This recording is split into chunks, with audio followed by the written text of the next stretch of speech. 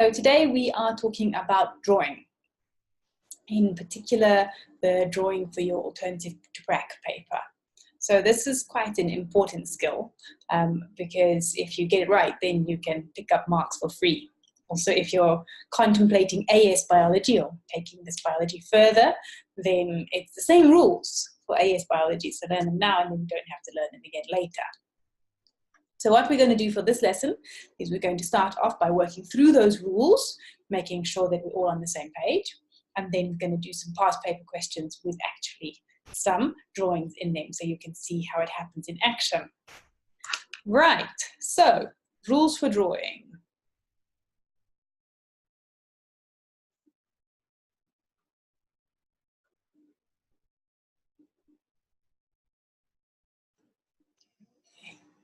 So please remember, this is biology, not art. So we are not drawing beautiful diagrams, we are drawing functional diagrams. So the aim is clarity. So if you want to see these again, if you're not taking notes, then this is all in practical 1. Okay, so another reminder that those practicals are really important because they have techniques like this in them. So first one, only draw what is asked for.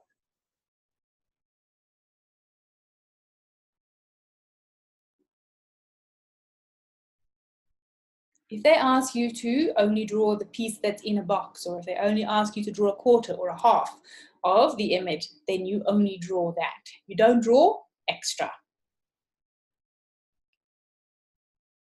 You only draw what you see.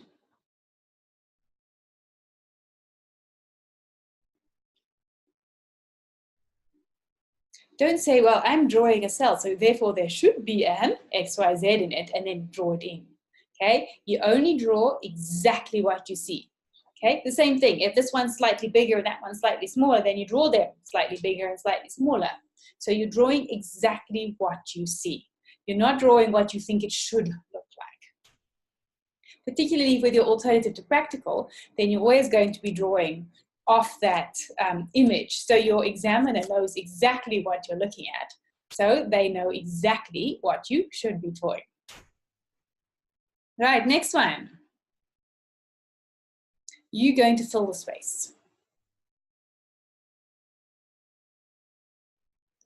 So then what's on the little tiny diagram in the corner of your marking space? You're going to fill that space available with a really good sized drawing.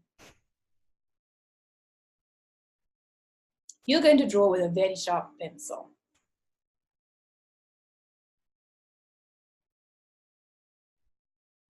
Even something like a mechanical pencil or a clicky pencil or whatever you call that one that has the lead and then you click, click, click to get more lead. Okay, that is nice and fine and sharp and detailed.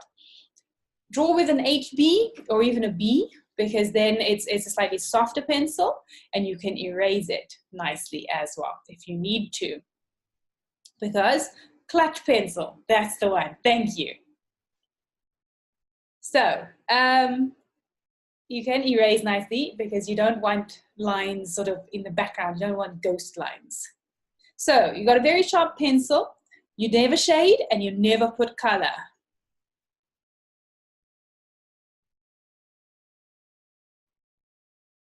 Okay, so these drawings have only smooth, beautiful lines. So you just have a line to distinguish this from that. You don't shade one side in. Okay, and you never use color when you're doing your exams. Remember, we've said we can use color on the questions themselves to highlight question words, but our answers must be beautiful dark blue or black and pencil only, as per the instructions on your front cover. Because that's the bit that's must scan nicely so that your examiner can mark it properly. Okay, so no shading or color. No dashed lines.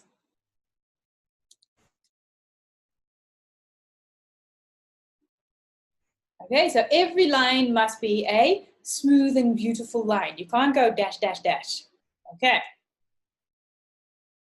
Right. Number 7.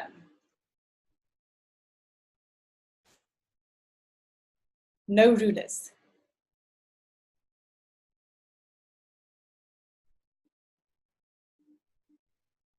Okay, so you're going to use a ruler for label lines, but it doesn't matter how straight your cell wall seems, you do not use a ruler to draw that cell wall. Okay, so all of it's freehand. Number 8.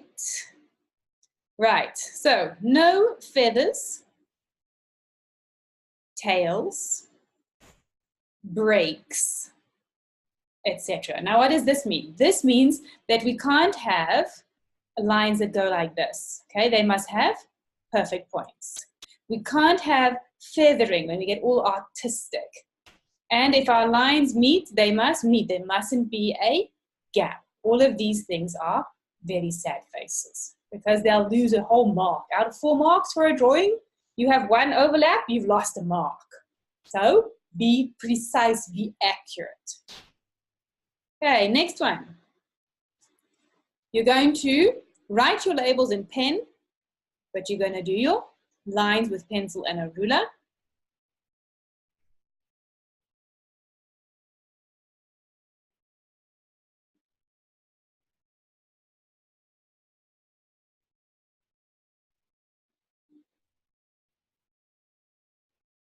Next one. So sometimes in previous grades, you might have learned to put all your labels on one side and then your label lines like go all the way across and you've got like a sea of label lines crossing across, okay? So not so anymore. Now your label lines need to be arranged in the space so that it's easy to see. Okay, so you're gonna spread your labels.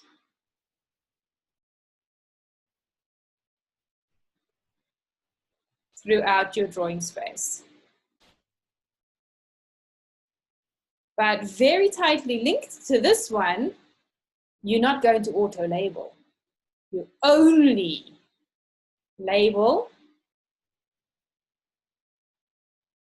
what is specified. So if they don't say label the xylem, then you don't label anything. If they say label the xylem, you label only the xylem.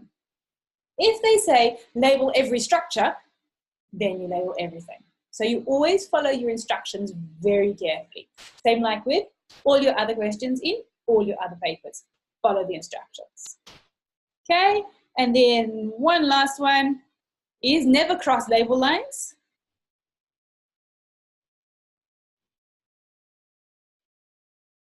And never write labels on drawings.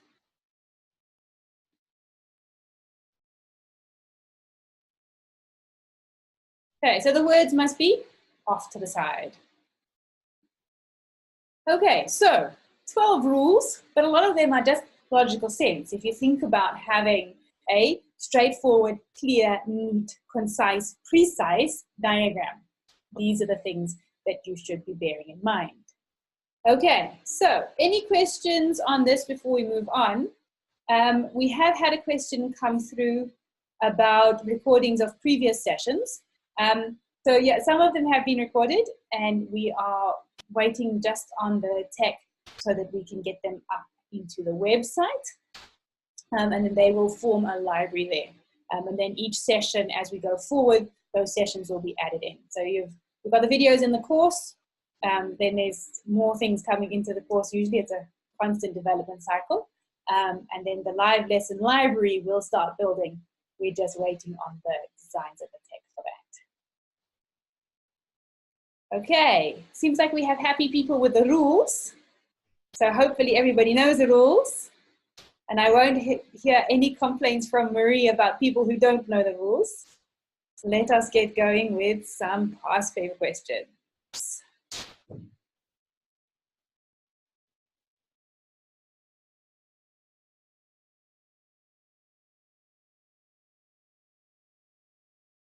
Okay, we have had a question come through now. I suppose sometimes it takes time to write the questions. Okay, what if you had to draw instruments, okay? Would you then use a ruler, for example, if you're drawing a test tube? So generally, we don't draw equipment. So in your alternative to practical, you would be drawing things like what we have now in front of us.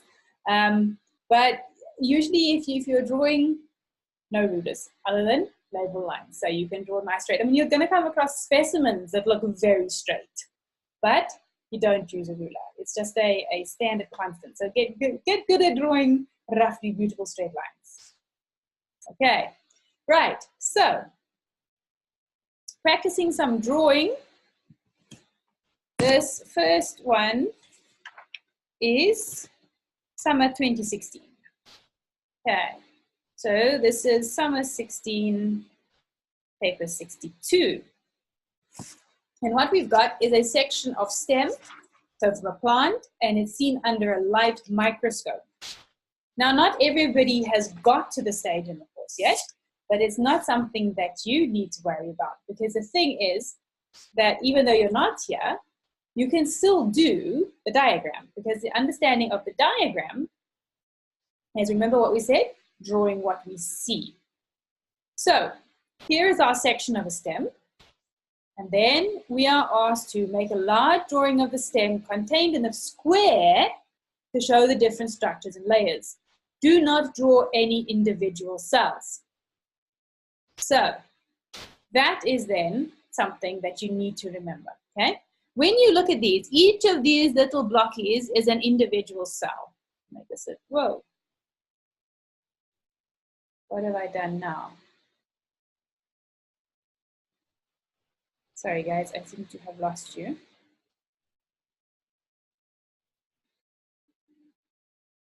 Right, I hope we are back. No.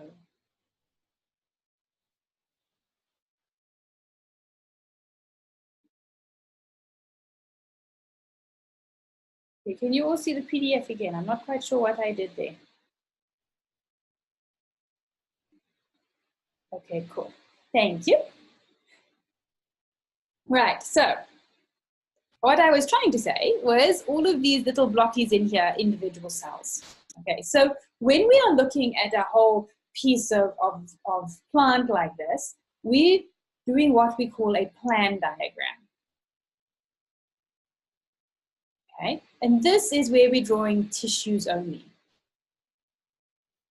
So they remind us, one, by the size of this, they don't want you to sit and draw little tiny cells forever and a day because you're never going to finish. Okay, so there's so many cells, too many for you to draw.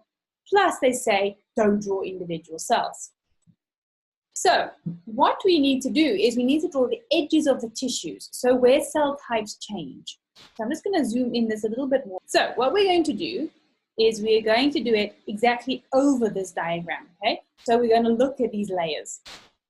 So if we start on the outside, you can see we've got a very dark layer on the outside, okay? Then we've got very light layer.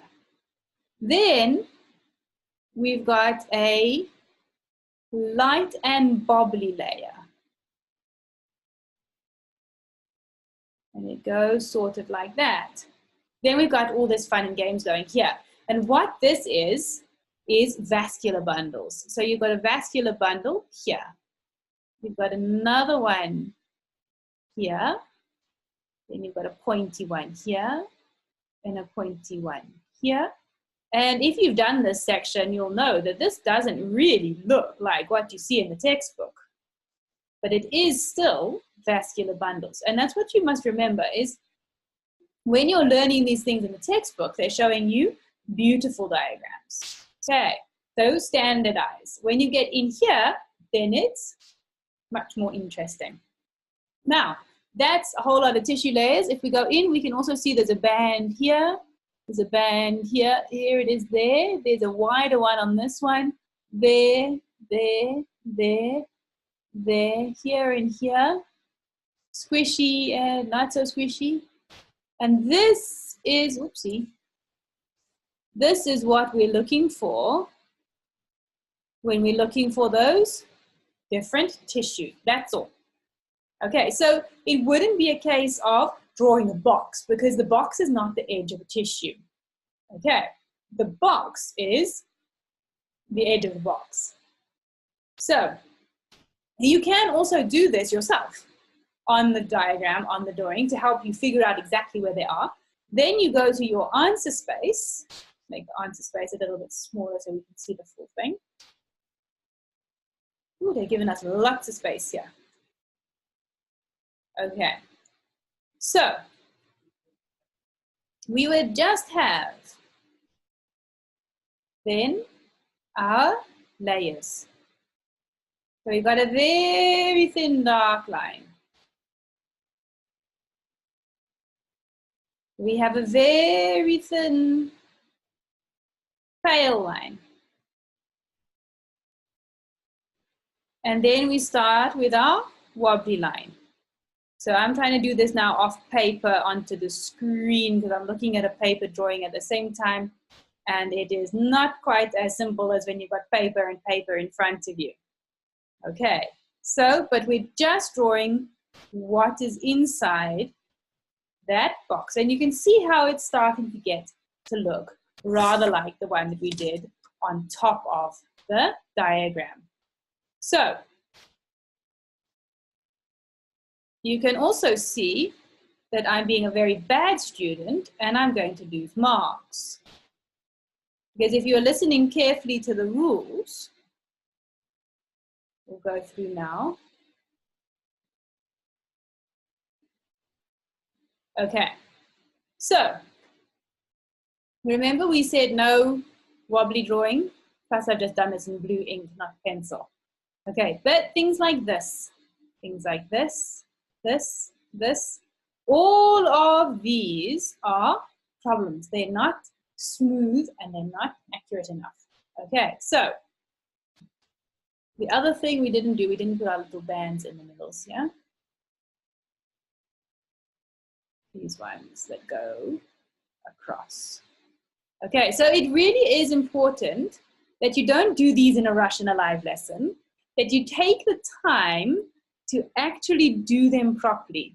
Okay, because this is only worth 4 marks, right? But one of these, oh, hold on, I just turned everything blue. Okay, anyway.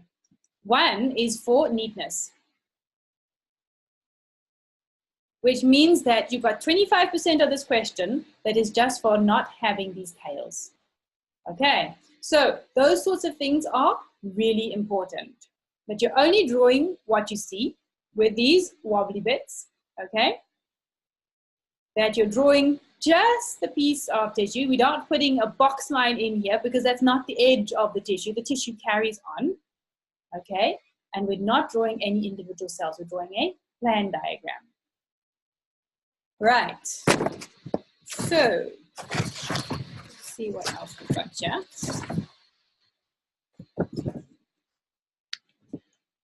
Okay, 9 minutes. So what we're going to do is we're going to skip to the other drawing because that's our other type of drawing, and then we're going to come back and maybe do some more on this question. Okay, what often happens when you get a drawing question is that it is followed by questions like this, which say, the diameter is given by the line AB, measure it, and then you're getting an actual diameter and you're working with magnification. That links very nicely with drawing questions. So we're going to come back to that one after having a look at this question. Okay, so this question, time dependent, because the focus of this lesson was on drawing. Where's this one from? This one is Summer 17, paper 61.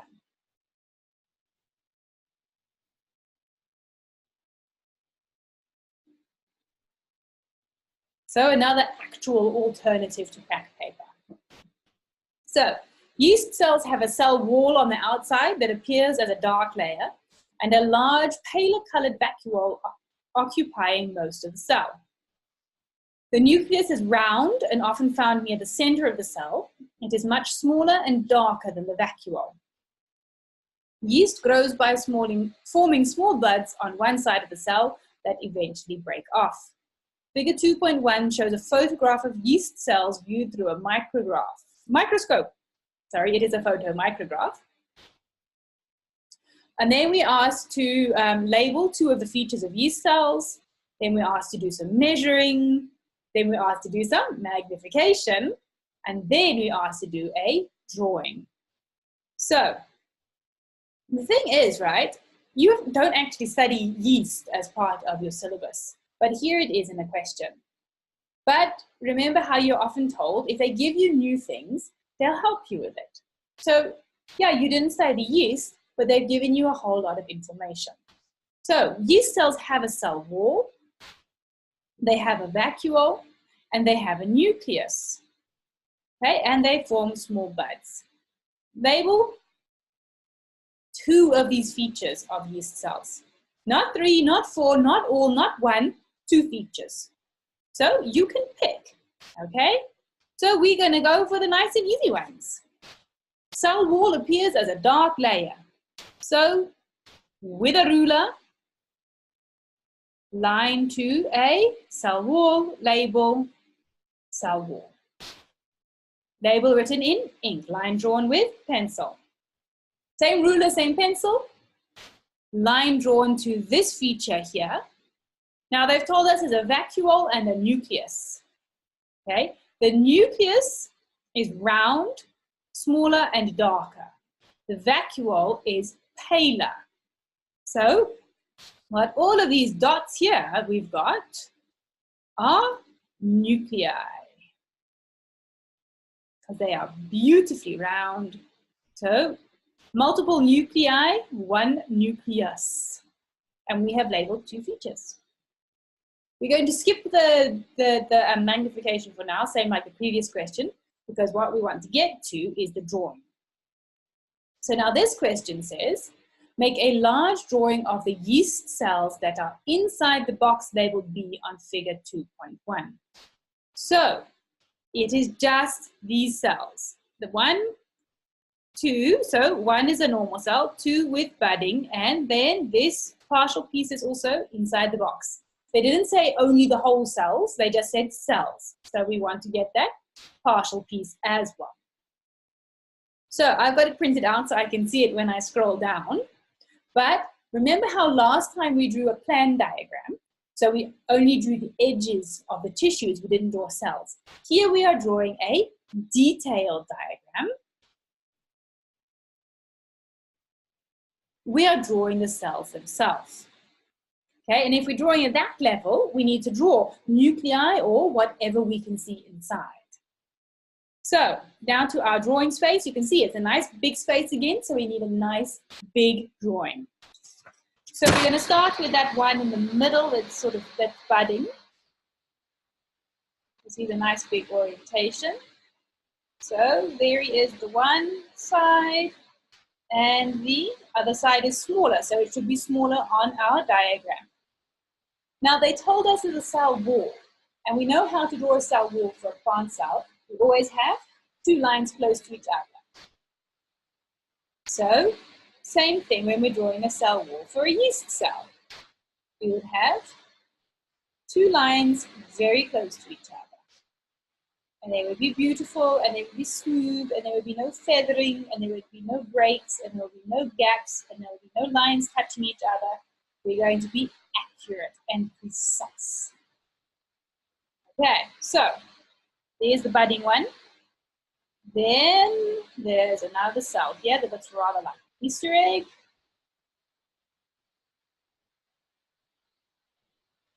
You would also have a cell wall, that beautiful dark line. And the 2 lines wouldn't touch like that. You're going to lose marks. And then down here, we have that other piece of a cell that we can see. Okay, he also still has a cell wall, even though he's a piece of a cell. Now we have a look at the insides of our cells. Okay, and in this top cell, we have a circular bit, and we have a funny shaped bit. Here we have a little dot, and a little oval, and a funny piece, and a much bigger circle. And here we have a funny piece. Okay, note how I called them funny pieces. That was on purpose, okay? Because yes, they've told us that there are nuclei and there are vacuoles in here, but not everything of those funny pieces matches up with either of those descriptions. But note how they didn't ask us to label anything. That means they don't want us to label anything. That means we must not label anything. We are just drawing. And we are just drawing what we see. Okay, so we have now run out of time for the magnification questions, but it's fine because we're going to do another lesson also on measurement and magnification to make sure everybody's all on the same page with those ones. So we can do those questions then. Okay, the focus of today were these rules for drawing and these two different types of diagrams. So you've got your plan diagrams where you're drawing just the edges of the tissues, and you've got your detailed diagrams when you're drawing the cells and their contents. But you're always only ever drawing what you see. Even if it doesn't match a textbook, we don't care. Real life doesn't match a textbook quite often, actually. Okay, your textbook is there to help you get an understanding of what it is you should be looking for, okay? But it's not going to be a carbon copy of what you look at. So, plan diagrams, detailed diagrams, two different types, amount of detail that you're drawing, okay? You only ever label if you're told to, and then you follow all of these instructions for accuracy and neatness and preciseness so that you have this beautiful line drawing that corresponds so nicely to what your marker is expecting to see. We've got a few seconds left. Have we got any particular questions to finish off with? Or does this all make sense and we're going to have some beautiful drawings coming in the future? You are very welcome. I hope you all have a nice day as well. We seem to have happy people, which is great to see. I shall see you guys again next Monday at 10:30. Have a wonderful day.